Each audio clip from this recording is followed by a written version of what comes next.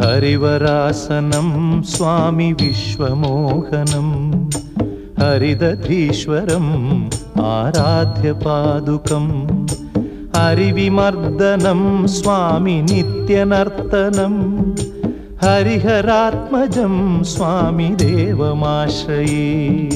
शरणमय्यप्पा स्वामी शरणमय्यप्पा शरणमय्यप्पा स्वामी शरणमय्यप्पा।